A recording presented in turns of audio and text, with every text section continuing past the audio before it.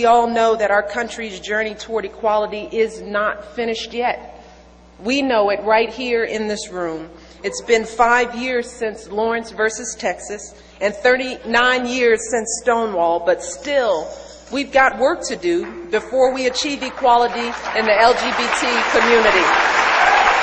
He's also spoken out against the stigma surrounding HIV testing, which is still plaguing so many of our communities, which you all know, a lot of that is due to homophobia.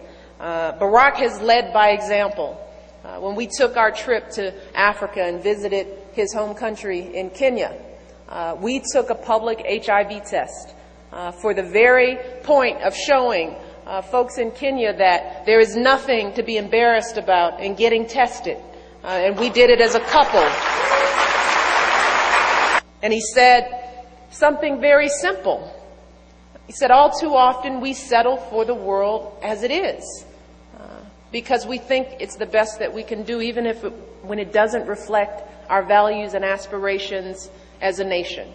We all have felt that. It won't change. We can't do anything any differently. This is the best we can do. We're blessed. Maybe we shouldn't ask for more. We've all said that at some point in time in our lives. But Barack reminded us on that day that we also know what the world should look like. And I'm here because I know I've lived with this man for 20 years. And I say this all the time. He has not let me down once. He has spent his entire life trying to build the career based on that struggle to narrow the gaps. And wherever he has a chance, he uses his God-given talents to move that bar. That's what he did all those years ago, working in churches, helping families build better lives. And it's what he did when he turned down a big law firm to become a civil rights attorney all those years ago. And that's what he did as a state senator before entering the U.S. Senate. He was a champion of the law that amended the Illinois Human Rights Act in our state to prohibit discrimination on the basis of sexual orientation and gender identity in the workplace.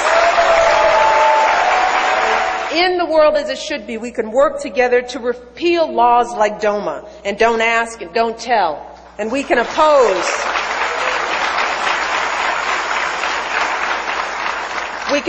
divisive constitutional amendments that would strip civil rights and benefits away from LGBT Americans, because discrimination has no place in a nation founded on the promise of equality.